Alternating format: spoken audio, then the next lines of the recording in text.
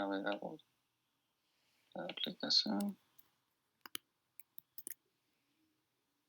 La actividad, perdón. Entonces, vamos a comenzar. Les voy a pedir que participen, no a libre voz, no importa que se sobrepongan las voces. No hay problema con eso. Muy bien, entonces, estrés de retículo endoplasmático. ¿Con cuál elemento de la columna del lado derecho se relaciona? Baxivac. Baxivac. Muy bien. Aumento en la permeabilidad de la membrana. Pérdida del equilibrio osmótico. Pérdida del equilibrio osmótico.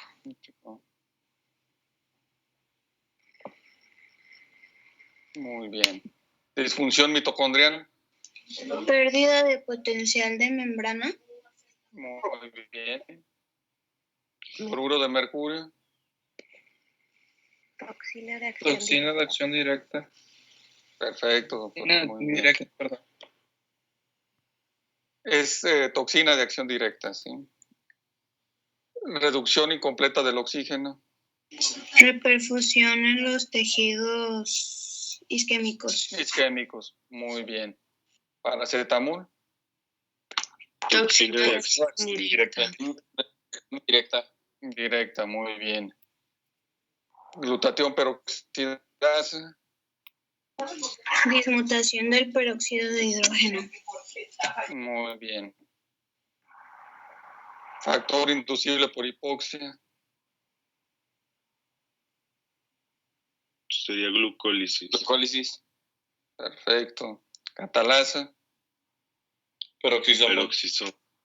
Muy bien. Y superóxido dismutasa. Dismutación del superóxido. Muy bien, doctores. Perfecto.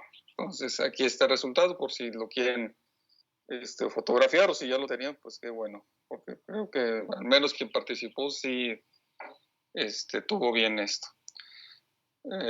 Regresemos entonces a la presentación, doctores. ¿Sí? Y vamos a empezar a ver adaptaciones celulares. Sí, que en realidad, bueno, las adaptaciones celulares ocurren antes de que haya muerte celular, pues ante un estímulo, ¿no? Sin embargo, en el libro las menciona después de los eventos de muerte celular. Vamos a revisarlo de esa manera, pero la secuencia de esto es: primero hay lesión, luego la célula se puede adaptar, y si la adaptación es sobrepasada por el efecto el agente lesivo, pues entonces va a morir. Entonces, adaptaciones generales. Hay que considerar que esas adaptaciones generales son reversibles o son cambios reversibles. Son como la lesión celular reversible, o sea, se retira el estímulo que hizo que se presentasen y la célula va a regresar a su estado de normalidad, que algunas, digamos, las adaptaciones celulares son, de cierta manera, en algunos contextos, o sea, se trata de que la célula recubre su estado, digamos, cuasi normal, o sea, va a estar alterado su estado, pero no va a permitir sobrevivir a la célula. Por lo tanto, va a alcanzar otra vez la homeostasis de sus funciones, elementos que están en su alrededor, ¿no? Que tienen su solvencia y su adaptación. Pueden ser fisiológicas, patológicas, y estos cambios le confieren a la célula la capacidad de cambiar el número de la población, o sea, que de alguna manera haya más células, que la célula cambie su tamaño, que cambie su fenotipo, su actividad metabólica. Estamos de acuerdo a eso para que se pueda adaptar, ¿sí?, a los estímulos endógenos, y vamos a poner aquí también exógenos.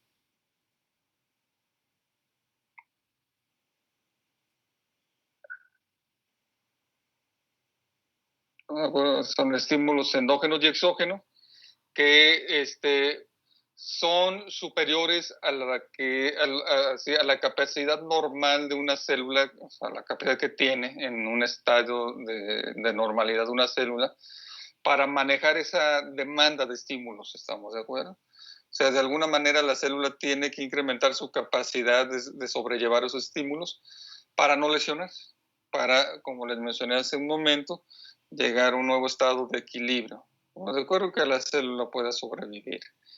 Y eso se puede reflejar tanto en el tamaño de los tejidos como en los órganos. Es común que al menos las tres primeras formas de adaptación celular que vamos a ver suelen tener un impacto macro, o sea, macroscópico, o sea, que tú lo veas en un órgano, que se pone grande. ¿Estamos de acuerdo? Muy bien. La primera adaptación celular es hipertrofia. Sí, la hipertrofia consiste en el aumento del tamaño celular de un tejido o un órgano. ¿Qué quiere decir esto? Que las células se ponen más grandes, crecen. ¿Estamos de acuerdo? Adquieren un tamaño mayor al normal o al comúnmente observado en las células, ¿sí? Esto es debido a que las células sintetizan más proteínas estructurales y orgánulos, ¿estamos de acuerdo? Puedes tener una célula X de 5 micras, ¿sí? De diámetro, a lo mejor si se hipertrofia la vas a tener de 10, 15 micrones de diámetro, ¿sí? Este mecanismo se ve sobre todo en aquellas células que no pueden entrar de manera tan fácil al ciclo celular. ¿Estamos de acuerdo? Entonces, lo único que les queda para, digamos, responder ante un estímulo de manera efectiva para adaptarse pues, es crecer. ¿Estamos de acuerdo? Porque no se pueden replicar. O sea, a final de cuentas siempre es más factible para el organismo reproducirse o centrar en mitosis para generar más células que en conjunto pues respondan a esa demanda si funcionan. Es más fácil que crecer, ¿estábamos de acuerdo? O sea, siempre reproducirse en todos los niveles es más fácil, ¿no? Y por lo tanto, la hipertrofia, sobre todo la vamos a encontrar en las células permanentes como células musculares que normalmente están detenidas en el ciclo celular. ¿Sí? Y en aquellas estables que por alguna situación pueden entrar en el ciclo celular si se les estimula, como los fibroblastos, por ejemplo, ¿no? Y los dos fenómenos más comunes de adaptación celular, como hipertrofia y hiperplasia, suelen coexistir. Estamos de acuerdo, o sea, en muchos casos tienes hipertrofia, pero también tienes hiperplasia, ¿sí? Y puede ser fisiológica o patológica.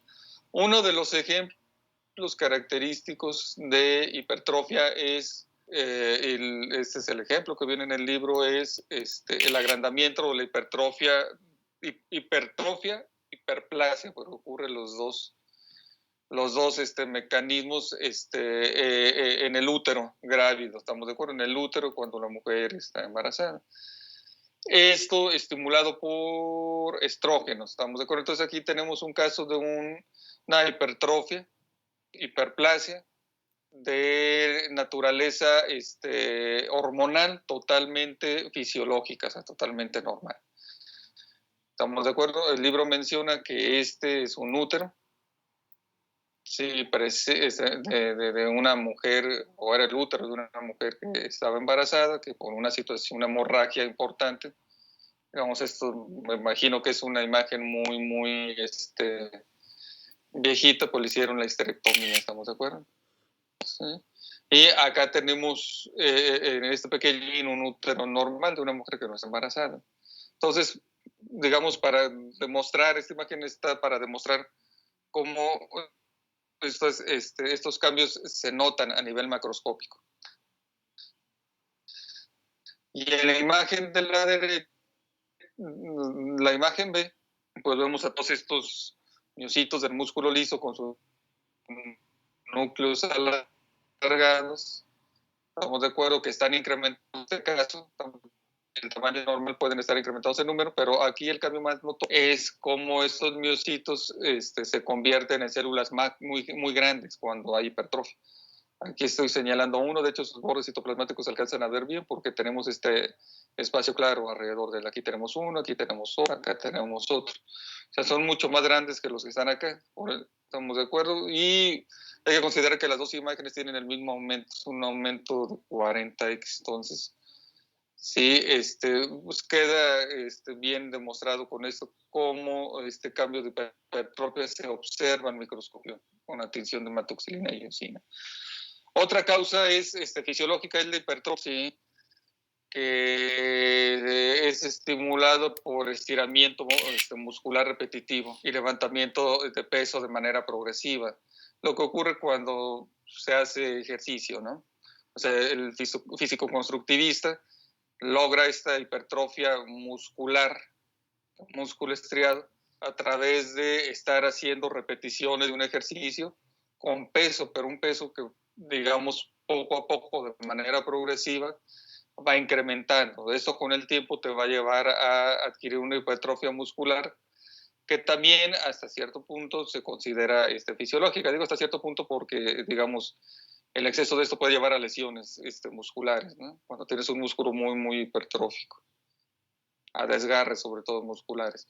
Y tenemos otras formas de hipertrofia que son más, rayan más en lo patológico. Estamos de acuerdo con aquellas hipertrofias del miocardio, sobre todo de la pared ventricular izquierda, asociadas a hipertensión arterial o una valvulopatía, sobre todo estenosis aórtica, que generan un incremento de la carga hidrodinámica cardíaca, o sea, que la presión sanguínea esté causando que el corazón tenga que bombear con mayor fuerza para lograr arrojar entonces, el estiramiento constante con esa gran carga hemodinámica va a llevar o lleva al músculo cardíaco, al miocardio, pues a hipertrofiarse. Este ejemplo es muy parecido al que viene en el libro. Estamos de acuerdo, más a mí me gustó más esta imagen porque, digamos, está mejor tomada.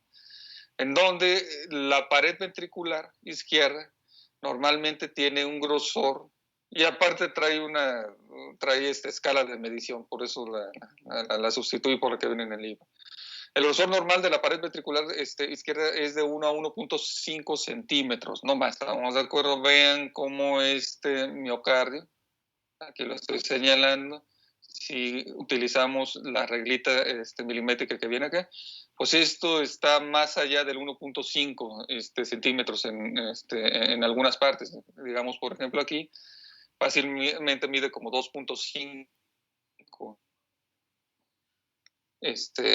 centímetros de grosor. ¿Estamos de acuerdo? Entonces, aquí estamos ante una hipertrofia del miocardio, del ventrículo izquierdo, totalmente patológica, que, digamos, va a tener sus consecuencias a largo plazo. Bueno, esta hipertrofia cardíaca, además del estímulo mecánico, o sea, del estiramiento, déjame corregir algo aquí. Sí, además del estiramiento, vamos a dejarlos. Sí, también en esta patogenia están involucradas algunos factores de crecimiento, no los mencioné en el libro, y hormonas adrenérgicas que hacen que el miocito ¿sí?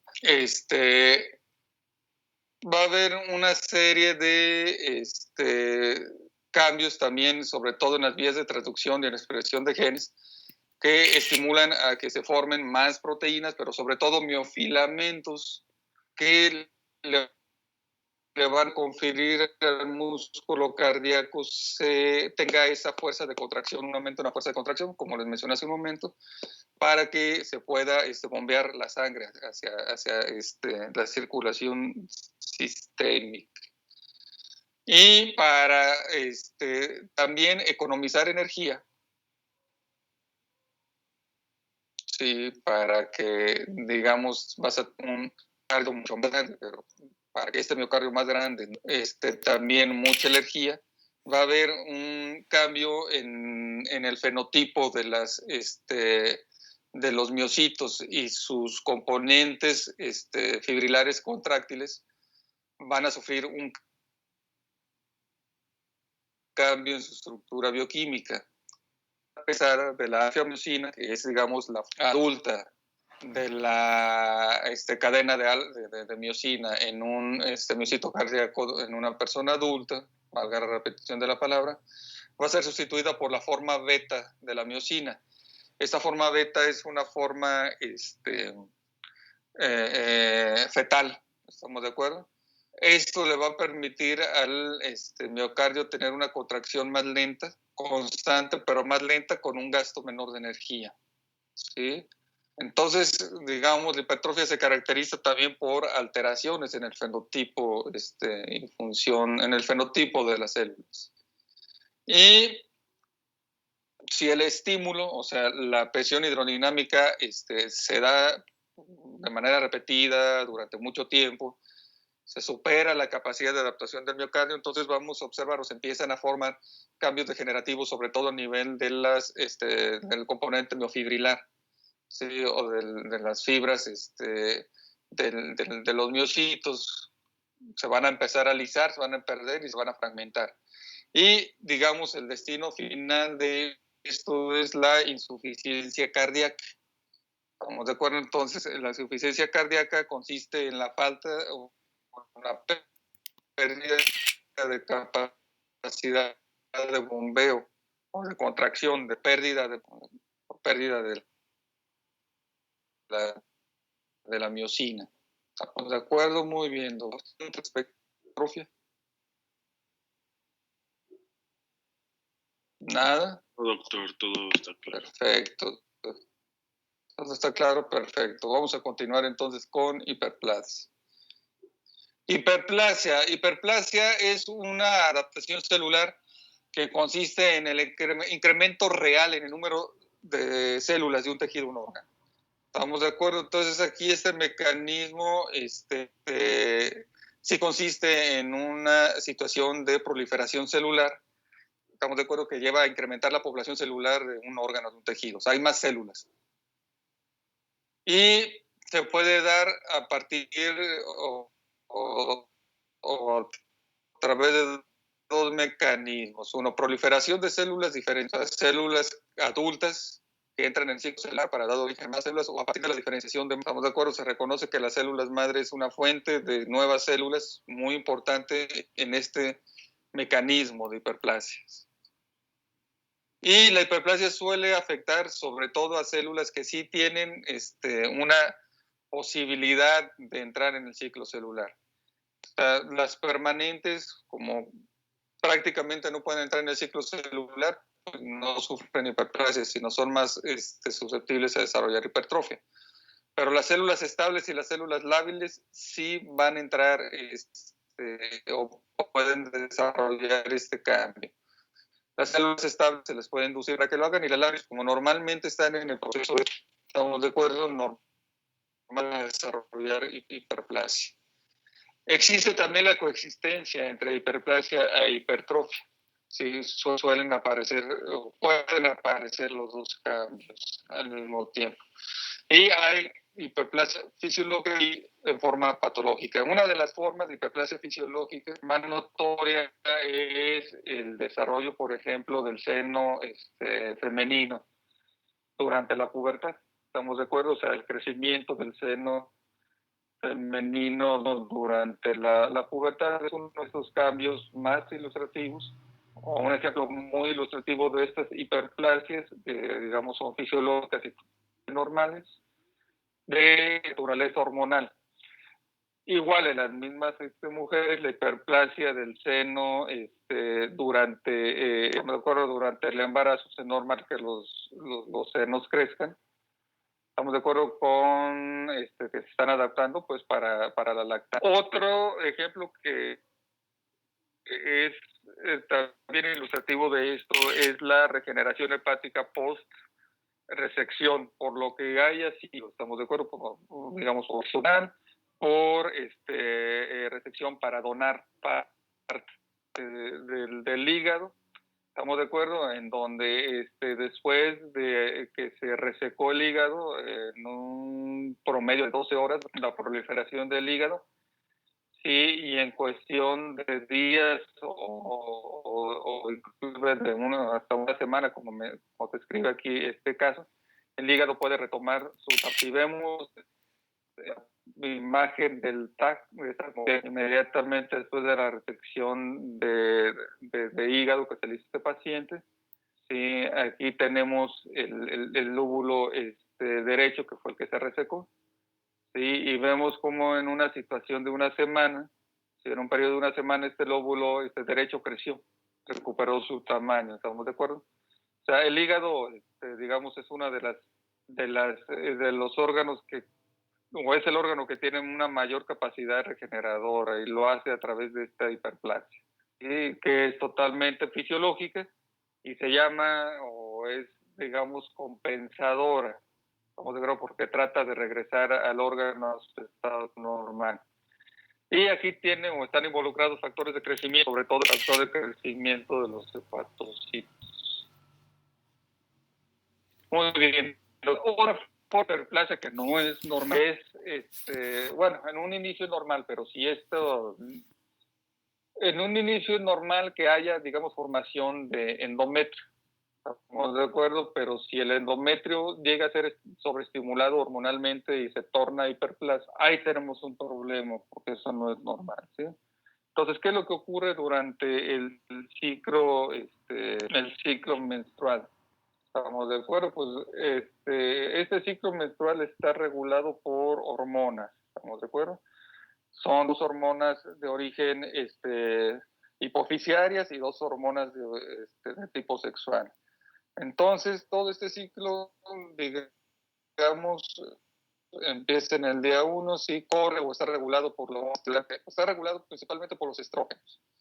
Estamos de acuerdo, los estrógenos corren a lo largo de este ciclo. Estamos de acuerdo, cuando llega por los estrógenos, progesterona, hormona luteinizante y hormona folículo estimulante.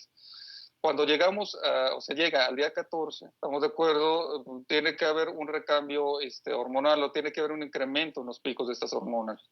Si en el día 14 la hormona luteinizante incrementa su concentración, la hormona estimulante del folículo también incrementa su concentración, pues debido a que tiene que preparar al óvulo. Estamos de acuerdo, tiene que madurar el óvulo y tienen que dar inicio a la ovulación como tal, ¿sí? Y las hormonas sexuales, sobre todo los estrógenos, que se expresan en mayor cantidad del día 1 al 14, pues tienen que ir disminuyendo de manera normal. Y la progesterona tiene que subir, ¿estamos de acuerdo? Para que se dé este ciclo menstrual normal. ¿Qué es lo que ocurre si tuviésemos una estimulación excesiva por un aumento absoluto o relativo de los estrógenos? Pues esto va a generar que el endometrio normalmente tiene que degenerar para que se dé el periodo menstrual, ¿estamos de acuerdo? Va a permanecer, se va a tornar hiperplásico. A este fenómeno se le conoce como endometriosis. Y la endometriosis es un cuadro patológico que a la mujer le causa menorragia, sangrados abundantes, sangrados muy duraderos y dolor, entre otros muchos otros signos y síntomas de la enfermedad. Y además esto la endometriosis les confiere a la mujer un riesgo incrementado de desarrollar cáncer de endometrio. ¿Estamos de acuerdo?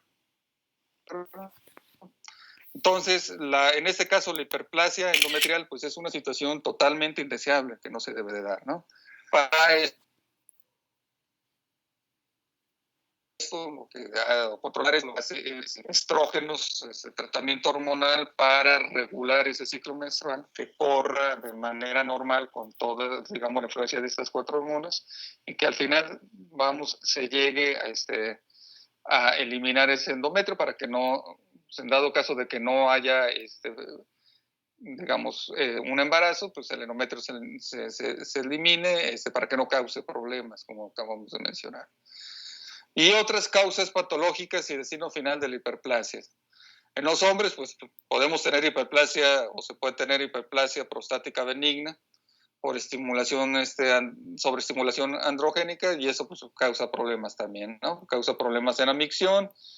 Y la hiperplasia prostática benigna también es un campo fértil para que se desarrolle cáncer. Hay hiperplasias inducidas por virus. El ejemplo clásico es el virus del papiloma humano, que cuando toma la maquinaria de ADN, o cuando se integra o está cerca del ADN de las células que ha infectado, va a generar un incremento en la producción de células epiteliales, ¿estamos de acuerdo? Y eso te va a dar origen a esas famosas verrugas o condilomas acuminados, dependiendo de dónde esté la lesión. Y como les acabo de mencionar hace un momento, no todo esto sí es campo fértil en algunos casos para que se dé una alteración, crecimiento, sobre todo de los reguladores del ciclo celular, como las proteínas P. ¿De acuerdo? Si hablamos de, por ejemplo, el virus del papiloma humano, la proteína P que está alterada en la P16,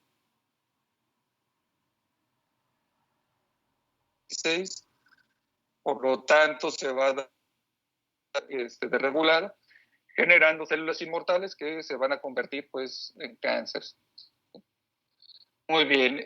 Otra de las formas de adaptación celular es la atrofia. Significa la adaptación celular que consiste en la reducción del tamaño de las células de un tejido, un órgano. O sea, así se pone más chico el tamaño original. Y esto, digamos, es para reducir la función, o sea, la célula recibe menos nutrientes, las células reciben menos flujo sanguíneo, las células reciben menos factores de crecimiento, factores tróficos.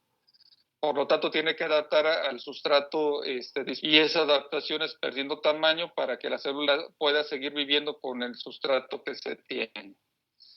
Entonces, ejemplos de atrofia totalmente fisiológica. Son ejemplos, en la menopausia se pierden, digamos, los ovarios, por ejemplo, se atrofian, ¿sí? El envejecimiento en general, la atrofia senil lleva, por ejemplo, a que pierdas cabello, que la piel se te ponga delgada. Son muchos cambios, estamos de acuerdo, totalmente fisiológicos. Y respecto a la atrofia patológica, pues tenemos, por ejemplo, la inmovilización de una extremidad. Cuando alguien se fractura, por ejemplo, una pierna, y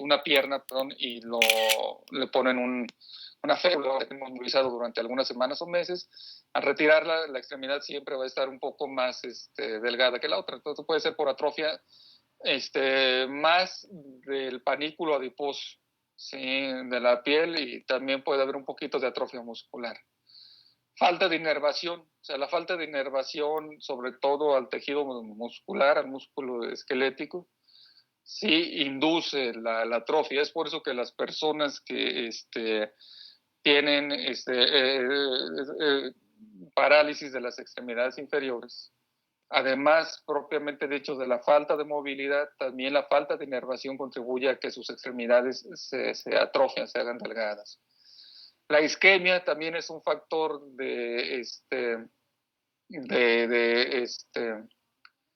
generador de atrofia, sí, que digamos pudiese o se manifiesta en etapas tardías de la vida. Y la desnutrición también es un factor muy importante causante de atrofia.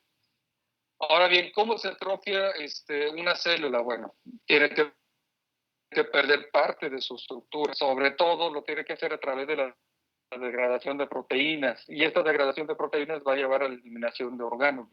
Y aquí, digamos, la vía de la ubiquitina proteasoma es importante para que estos órganos sean en los proteínas. O bien se puede activar el mecanismo de autofagia como tal, y que igual la degradación de esto termine en los autosomas. Se cree que la autofagia es un factor importante en la atrofia como parte de estos mecanismos de degradación celular, porque en los tejidos atróficos se observa un incremento de vacuolas autofágicas cuando se hace el estudio de esto, la observación de estos con el microscopio de transmisión de electrones. Entonces, la ubiquitina lo que hace, aquí la tenemos en esta imagen, es integrarse. Estamos de acuerdo, hay ubiquitinas ligasas que, digamos, montan o hacen que las ubiquitinas se ensamblen. La ubiquitina se va a unir a proteínas.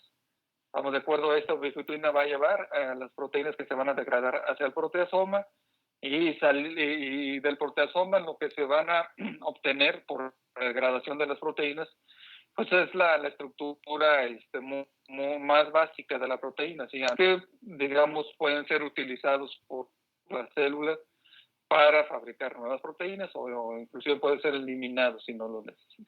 Y el destino final de las células atróficas es la apoptosis. Generalmente las células atróficas terminan, o muchas de ellas, no todas, ¿sí?, en apoptosis. Muy bien, aquí tenemos otro ejemplo un ejemplo muy ilustrativo de la atrofia que ocurre, digamos, alcanzando etapas de la vida de la adultez mayor, ¿sí?, en donde el cerebro, ¿sí?, y suele atrofiarse, sobre todo por isquemia, debido a una reducción del flujo sanguíneo a nivel cerebral causado por aterosclerosis, sobre todo. ¿Sí? En donde, digamos, en la imagen A vemos un cerebro de una persona joven, ¿sí?, tiene sus circunvoluciones, que son los pliegues de la corteza cerebral, y sus fisuras, sus pliegues, sus circunvoluciones son gruesas, sus fisuras están cerradas. Las fisuras son los surcos que están entre las circunvoluciones. Ahora bien, en un cerebro, en la corteza de un cerebro de un paciente adulto mayor con aterosclerosis, sabemos que está básico debido a que las circunvoluciones se ven más delgaditas en comparación con un cerebro de una persona normal, y las fisuras se ven dilatadas, se ven abiertas. ¿Estamos de acuerdo? Por eso, en este caso, digamos, podemos hablar de un caso de atrofia que puede ser, digamos, hasta cierto punto fisiológico, pero también raya en lo patológico. ¿Estamos de acuerdo? Porque, digamos, todos estos fenómenos de atrofia del encéfalo, pues también lleva a cambios importantes en la conducta y en la, digamos, en la función propia del individuo adulto mayor. Otro ejemplo, ¿sí?, atrofia del músculo esquelético. ¿Estamos de acuerdo? ¿Cómo sabemos que aquí hay atrofia del músculo esquelético? Bueno, aquí abajo, en este islote, en esta parte, toda esta parte donde se ve aquí fibra de músculo esquelético, a la que está a la derecha, tienen un tamaño. Entonces, esas que están acá pequeñitas son normalmente, estamos de manera entremezclada con estas pequeñitas anormales. Entonces, aquí hay atrofia del músculo. Muy bien, doctores. Y la última forma de adaptación celular es la metaplasia. La metaplasia se tiene que entender como el cambio de un tipo de célula adulta a otro tipo de célula adulta, en donde la última, ¿estamos de acuerdo?, tiene una capacidad mucho mayor, ¿sí?, o es menos sensible a un estímulo determinado. ¿Estamos de acuerdo? Pero entonces tenemos una célula en el sitio donde se está dando el estímulo lesivo, donde se está dando el estímulo lesivo. Si esa célula es muy sensible o muy lábil a ese estímulo lesivo, entonces va a ser sustituida por otra que tenga una mayor resistencia a ese estímulo lesivo. A eso, digamos, eso es parte del mecanismo de metaplasia. Y esta sustitución de un tipo celular por otro no tiene que ver por transdiferenciación, sino por reprogramación de células madre tisulares. Cuando hablamos de transdiferenciación es cuando tú tienes un cambio de una célula adulta por otro tipo de célula adulta. ¿Estamos de acuerdo? Entonces aquí el cambio va de célula adulta a célula adulta. Eso no es frecuente que ocurra. O sea, a eso le llamamos transdiferenciación. lo frecuente que ocurre, o lo más frecuente que ocurre, es que hay reprogramación o diferenciación de una célula madre hacia una célula adulta, tisular adulta. ¿Estamos de acuerdo? Y los ejemplos clásicos son las metaplasias que ocurren a nivel del aparato respiratorio y del esófago, sobre todo del tercio más distal, tercio inferior del esófago. En el caso del aparato respiratorio, normalmente tenemos recubriendo los alvéolos, por ejemplo, o recubriendo los alvéolos un epitelio cilíndrico pseudoestratificado ciliado, también denominado epitelio respiratorio. ¿Qué es lo que ocurre si a ese respiratorio si se le agrega humo y químicos del tabaco? Que la persona fume y que normalmente, o sea, constantemente, los productos químicos del tabaco estén irritando a este epitelio. Pues este epitelio va a sufrir metaplasia y generalmente, o aquí la metaplasia se va a dar hacia el epitelio que tiene la mejor posibilidad de adaptarse a este estímulo. Se va a cambiar esto a epitelio escamoso estratificado. Ahora bien, inicialmente este epitelio pues, va a adaptarse perfectamente al estímulo irritante del tabaco.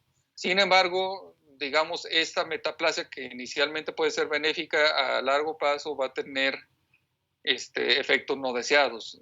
Los principales es la pérdida de secreción de moco y la acción ciliar. ¿Estamos de acuerdo? Entonces, todo lo que el paciente respire o todo lo que el paciente fume se va a acumular en los alvéolos y no va a poder ser arrogado hacia el exterior porque no va a haber producción de moco y los cilios van a estar ausentes. Perdón, por el tipo de epitelio que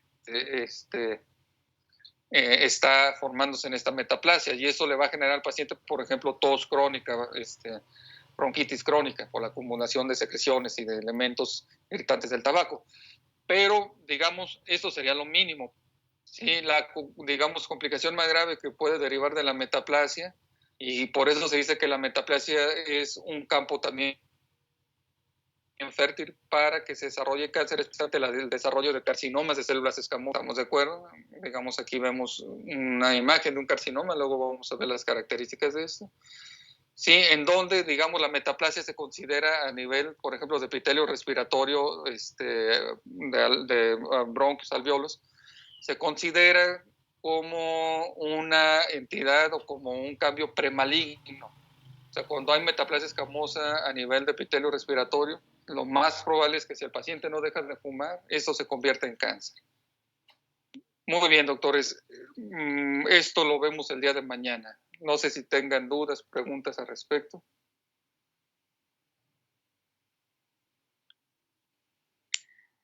No, doctor.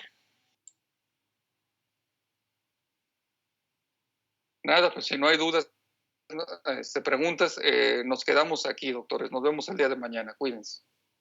Gracias, doctor. Gracias, doctor.